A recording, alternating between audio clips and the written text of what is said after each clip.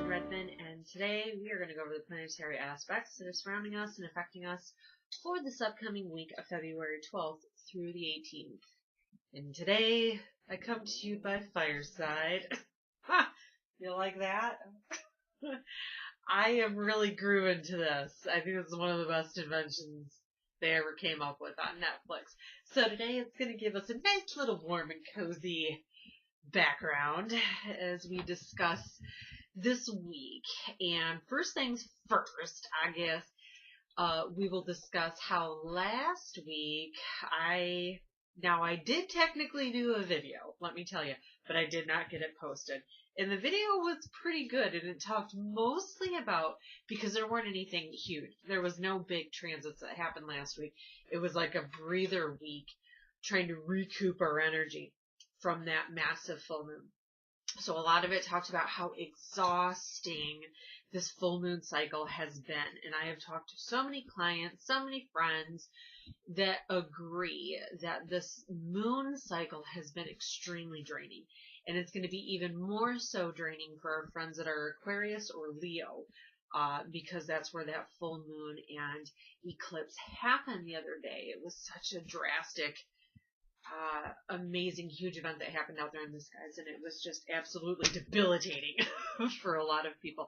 And I am a Leo, y'all, with an Aquarius moon in my birth chart, so I got double whammy to hit, and I was absolutely exhausted. So I did do the video, but it's more than just doing the videos. I have to do all the little fancy wording in the music, and then I gotta write all my stuff down, and then I gotta type it up, and so it's like another 2 hours, and I just did not have it in me to do it. So I apologize. Let's talk about this week, right? Because this is where that heaviness finally lets out, right? Because now we're going into that other phase where we had the lunar eclipse and full moon that happened 2 weeks ago, and now it's the counterpart in the balancing aspect as we move into the Aquarian new moon and partial solar eclipse. They come 2 weeks apart. And this is the first of the eclipse cycles of 2018. 2018 is a year of healing and transformation from the changes that were initiated under 2017. Right? And here we go. This full moon kind of pushed all those things to the surface. Are there endings happening in your life? Kind of culminated them together and was pushing you to see where those endings needed to occur, whether they're cycles that you repeat endlessly, relationships, career, job, family issues, friendships. There's so many things that were brought to the surface that really were holding you back. And 2017 initiated a change to make that come to light and to change. And here we go into 2018, and this is a year where, okay, now that thing is gone, relationship, job, career, family, you name it, how do we heal and rebuild moving forward? And that's what 2018 is all about. So you can imagine why that eclipse and full moon that happened a couple of weeks ago was so intense, because it was bringing all of those things to the surface, trying to break and sever and heal some of those ties that you still had to those endings. You still had to those relationships, that you still had to those jobs, that you had to the energy that you have put into it for so many years. Now things are shifting and changing. And of course that's going to be heavy. That's going to weigh on you energetically. That's going to weigh on you physically. You're going to be sick. You're going to be run down. You're going to be disconnected. And that's to be expected, and that's okay. Because 2018, like I said, it's a year of healing, and it's a year of transformation, and this is going to be one of those years that, as a result, it doesn't happen overnight, and it ain't going to happen this week with this new moon either, let me tell you. But it's throughout the year. It's a gradual process throughout this year where we're having all of these opportune times to heal. But that healing comes from removing yourself, introspecting, spending time alone, working on yourself, and to release these blocks and to move forward with a plan that you create.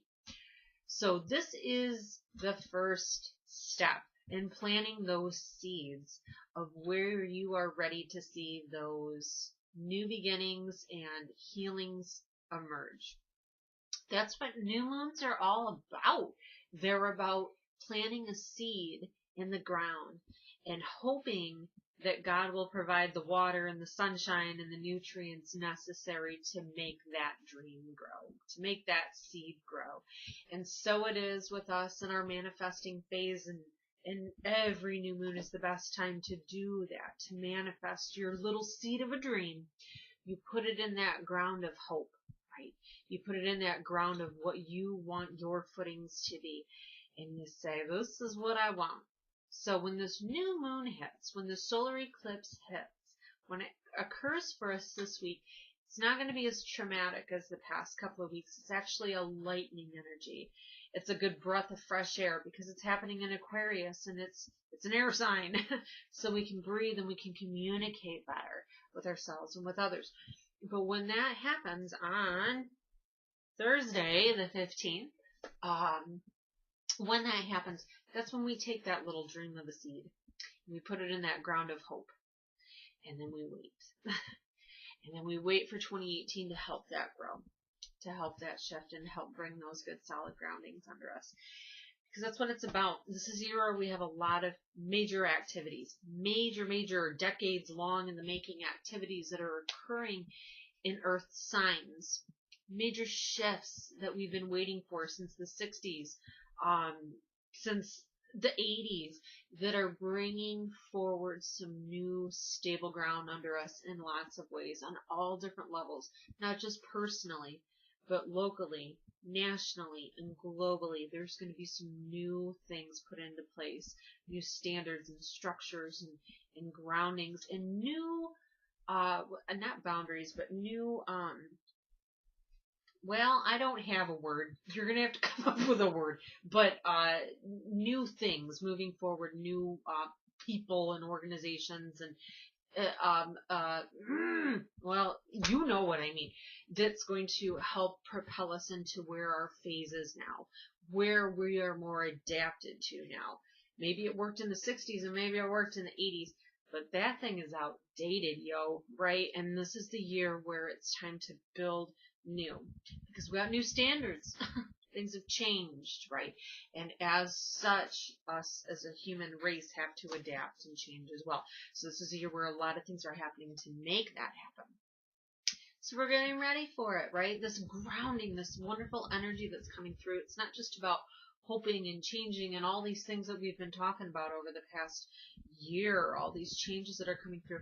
It's about making it tangibly happen, seeing some results, seeing that new job coming through, seeing that new relationship coming through, seeing the tangible fixing in the cracks to existing relationships or families. You're seeing them mend. This is the year it starts. So not only do we have this new moon that starts to usher in that energy, it's like that first step you take, right? That's happening this week. But we also have the Chinese New Year that's going into the Earth Dog. It's the Earth Dog year. And that happens this weekend. I think it's Saturday. Friday, I lied. Friday the 16th. I took horrible notes, by the way, today. If you can even see that. Like, I wrote like a half a sentence for everything. I just have been so enamored with my fireplace. I couldn't make good notes. But I figured we'd yap about it here anyway, right? So this Earth Dog energy, right?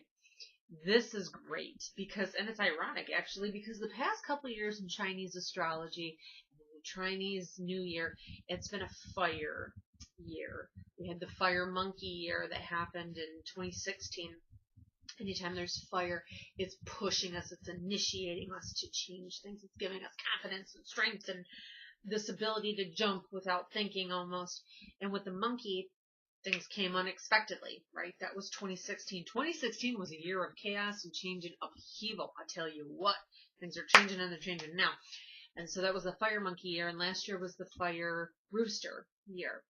And that was awakenings to these things, saying this is where it has to change. And there's that fire aspect again, right? Lighting under us, giving us confidence and strength to do that and to accept these changes that are upon us. Thank God we don't have another fire year up in here again this year, right? Now we have this energy of earth, calming, grounding, stabilizing. Has a lot to do with money, has a lot to do with the body, has a lot to do with everything tangible that you can put your hands on, right? So not only do we have that energy of Earth, okay, in astrology too, pulling that into it, whenever it's an Earth year, it plays off of Saturn. And Saturn made a major move at the end of last year in 2017, as it moved into the Earth sign of Capricorn, where it hasn't been for 30 years. That's the 80s part I'm talking about, right? 1988 was the last time it was there. Think about all the changes that happened then. I think one of the coolest ones I like to bring up is that 1988, that's when that Berlin Wall came down. Saturn is like the structures. That's the last time it was there, was in 88, right? So Saturn is the one that builds the walls and the structures and the foundations under us. That's what Saturn is a planet does, or its energy does, right? When that Berlin Wall was built was the time before that, when Saturn went through Capricorn in the 60s. How crazy is that, right? So you can see where these 30-year cycles come, where maybe something was needed in this time frame, like in the 60s when that wall needed to be built, but then it outlives its usefulness. It doesn't need to be there anymore. And then 30 years later, it came down because society did not need that anymore. Times changed, people changed, the world changed, and everything else had to change with it, right? Here we are back again as Saturn goes into Capricorn again. More changes, more solid footing, more grounding that's coming through. So here we go back to that Earth dog, right? That's a huge energy part of it, saying it's okay. This is where things start to really shift, and you're going to see it. You're going to really actually see it. It's not just about this hoping and weathering the storm out like it's been for the past couple of years. And because it's a dog year, think about what a dog means. Dog is about loyalty and friendship and companionship, sticking through no matter what. And that's the kind of energy that's coming through as well this year, thanks to the Chinese New Year of the Earth dog. Yes. So that is going on, playing in with that energy of the new moon. The great thing about this new moon is this isn't overwhelming. Where it is powerful, it's powerful in a quiet way. It's powerful in a way that it's helping to lighten that energy that's really been pushed to the surface in so many ways over the past couple of weeks. Every time we have eclipses in the year, they represent where changes and those cycles are happening, especially the first one of the year. That's where things, it's like the universe gives you a big old fire monkey wake up call, rooster wake up call, fire rooster wake up call, saying this is what has to change, right? This is where you need to heal, right? Because 2018 is a year of healing. This is where you need to let go, because that's also what 2018 is about. Those cycles where we have to let go of something, whether it's an idea or a person or a relationship or an outdated structure, whatever it is, you gotta let go to let the new in. And this is where we can take a breath. You know, it's a very Aquarius year, and this is where this new moon is at. So it gives us all that fresh breath of hope to breathe, thinking about the remainder of the year. And Aquarius is about freedom. So ultimately, even though 2018 is a big year of transformation and healing, thanks to Scorpio, because it's a wonderful year of grounding and seeing tangible results, thanks to Saturn going through Capricorn, thanks to Uranus moving into Taurus, big shifts that are happening that way. One of the main things is that it's also a year of Aquarius and freedom, letting go of these things and radically changing to make sure that it fits who you are now. Where you're at in your journey now, not where you were at 5 years ago or 10 years ago or 30 years ago when that Berlin Wall came down, right? This is where things are at now and where your soul's ready to evolve to now. So, lots of great energy for that this week. Just enjoy it. I think it's going to be a good week. Towards the end of the week, we got some squaring off going on with Mars and Mercury, and then Mercury and the Sun align as well on the weekend. So there may be a little bit of tensions. I think the tensions come from things that are hidden. When I say things that are hidden, some things may come to light verbally. It's one way or the other in astrology, right? It's either black or white. So maybe something that was hidden from you will finally be communicated, or you or somebody else this week may find it easier to hide something instead of letting it be known. But it's cool this year because we've got Valentine's Day, and this year where Venus, the planet of love, is going to be at is in Pisces. Venus just moved into Pisces today on Sunday as I'm filming this, the 11th. When Venus, the planet of love, makes its 3-week tour through the sign of Pisces every year, we just are a lot more mushy and more open to our emotions. Pisces is a water sign. Water signs are very emotional. They're very connected to their emotions. Pisces is the most spiritual of all of the water signs. So our love becomes very spiritual and all-encompassing. So it's a great energy to have throughout this week of new beginnings, right? It really is. It's that first step in new beginnings. So if this is a relationship type thing, if you're trying to heal, fix, change, let go, move, build, rebuild, whatever it is, great energy this week out there to plant that seed under, right? For wonderful change to come through. So not only do we have Venus that moved into the sign of Pisces, and it gives it that wonderful energy this week for Valentine's Day, the sun also moves into Pisces too at the end of the week. And when the sun moves through Pisces every year, it shines a light on that spirituality aspect. It asks us, what kind of bond do you have with God? Not just your religious belief, okay? Because religious belief and denominational belief, that's more of a Sagittarius thing, right? Pisces is more of a spiritual thing. That connection that you have with the divine creator above. Who do you consider God? What is your vision of God? We all have a different vision of what it is. And I tell you what, not one of us is exactly 100% right either. We all have a direct, unique connection with the creator of all energy, the one that radiates all the energy in this universe, in these planets, in us. All of that energy is the same. All of that matter is the same. We're made of stardust. It's a scientific fact, yo. We are made from the same stuff that the planets and the stars are made from. How cool is that? It's the energy of God is what it is. What kind of strength does that bond have in you? Maybe this is a time to start thinking about how you spend that time daily meditating with that energy of God and working on that relationship that you have there. Pisces is also the most empathic of the signs, and it's the most socially minded of the signs as well too. So this may be a time when you are more empathetic to your fellow man. You're more empathetic to those around you. The shadow side of it, though, is that it's ruled by Neptune, right? Neptune helps us see things beyond the scenes, helps strengthen those psychic inner vibes so that we can see and open that third eye and see behind things. But what's tough about it is that whereas much as it can help us dream and think bigger and help, there'll be even more strong dreams. Your dreams will be coming a lot stronger and clearer in this time frame too. Where that's the great side of it, the shadow side is that it can be a little bit less than honest and it can deceive.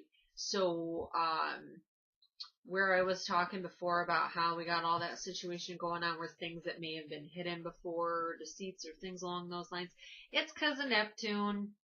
It's because of all that energy. And when Mars butts up against it, it pushes out that shadow dark side to come out a little bit more.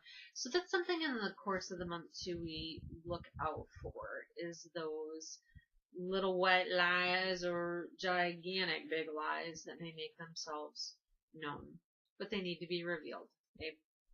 That's part of that Pisces thing. So just make sure you don't fib a little bit more, because it's easier to do under that transit. Starting this week and over the next few weeks, but let's use it for the positive side of it, and that's to work on that direct connection with God. It's to work on your spirituality. That's for you to dream. Dream. Waking, conscious and unconscious, dream bigger. Right? Because there's wonderful things that can come through in this year of manifesting and transformation if we put the right energy out, and it all starts here in what we dream and what we manifest into light. So that's that. That's it. You know, for having 17 words on this page, I've talked for damn near 20 minutes. So that's how that happens. I don't know how, but it does. But it all goes together. I guess we're making up for lost time from last week, huh? And it was a good video, too. I just got all up in there lazy with my Aquarius Moon Leo self. Alright, y'all. Let's see what angels are working through us and what kind of message they have for us this week, huh? Like we always do and how we end these weekly readings. So let's... Right through the heart center. Oh, well, no wonder, because it's a pink quartz, and that's a great one. You know what I mean? You know what pink quartz does? Basically one thing, and it heals the heart center. It's the best stone out there for healing that heart center. The balancing and the giving of the receiving, all of that happens right here. How much we love equals exactly how much love we get back in return, right? And if those scales are out of balance, we got to work on that heart center. And one of the great ways to do it is putting that on our heart center, a rose quartz. Wearing a rose quartz pendant. You looking for a Valentine's Day gift for somebody right now? That's a great idea. Get them a rose quartz, right? It's all about the heart and making sure that things are balanced and even right in there. But it also clears away toxic energy and hurts, old wounds, old energy that gets left behind there. And it's not just about love, it's about money. They go hand in hand because it's the exchange of give and take. All goes through here. Got problems there. This is a stone that helps heal it. So that's one. Obviously, Archangel Ariel, too, is the angel I always associate with rose quartz. The angel that helps us manifest. She's the one that helps us manifest because she tells us, you know what, you already got it. It don't matter what you manifest in this world. If you don't think it's going to come, it's not going to come because you're radiating that energy right behind it that you don't think it's going to come. So the universe is like, okay, keep yapping away. But if you don't believe it's going to happen, well, then I can't bring it to you, right? She's the angel that helps you believe the things that you say and dream for, that it can become reality. So Archangel Ariel, of course, is around as well in this time frame. And so we're going to call on her now to help us understand just whatever her message is, what her guidance is for this week. So here we go.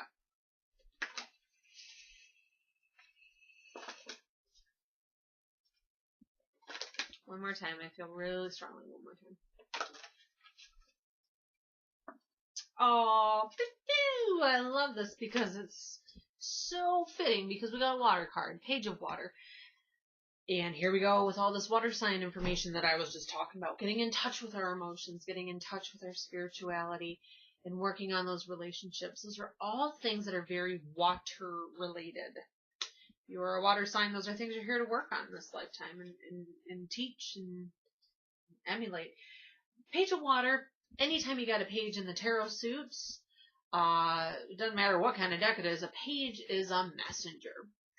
It's telling you that this is coming through. So here we go. Spirituality, relationship, or emotion-wise, there's a message coming through that's going to ping and pong off of one of those. Are you working on building a new relationship? Are you manifesting existing relationships, fixing the cracks? Are you working on your spiritual connection? Emotional connection. Are you trying to become more in tune with them? This is the messenger that comes through that says, hey, I hear that seed of manifesting. You want? And I'm going to work with you on it, okay? That is an awesome card to have. Page of Water. But let's get a little bit more in depth here. I'm going to pull one more card from my chakra deck. I love this because it's just one word. One word says a lot, and so do pictures. They say a lot. And so do I. My golly, it's been about 25 minutes. Look at me.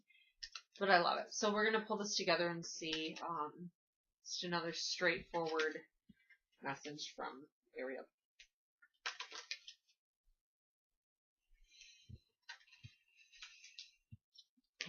Ooh, isn't that cool? Quest.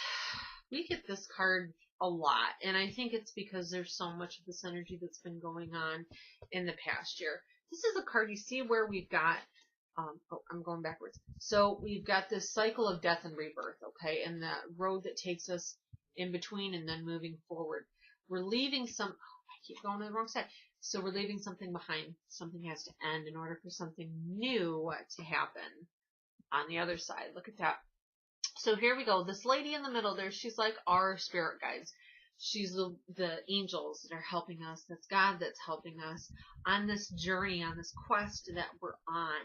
And especially when things shift so dramatically like they have over the past couple of years, you're really blazing new trails in a lot of ways. And we've got all of these new angels that come through that are really ready to hold our hand, guide us, because we're just like that little kid. We're like, I don't know where I'm going. I don't know what I'm doing. Help me. And if we have that childlike faith, and that's what Ariel helps us have, that childlike faith, because that's the type of faith we need to have. That's the mustard seed, right? That the Bible talks about, that childlike faith. As long as you have that and believe that, that's when all of our dreams can grow. And that's when it can go to this new phase here, right? That's where we're working at here. So remember, we don't have to do it all now. We don't have to blaze through this trail now. We've been working on it for 2 years, and this is where we're really starting to take those baby steps to make it happen under the influence of this Aquarius new moon of freedom this week. So call on Archangel Ariel this week, huh? Look out there in that moonless sky and know all these things are working with you to manifest the old into the new. All right. Thank you all so much for watching. Have a wonderful week. Bye.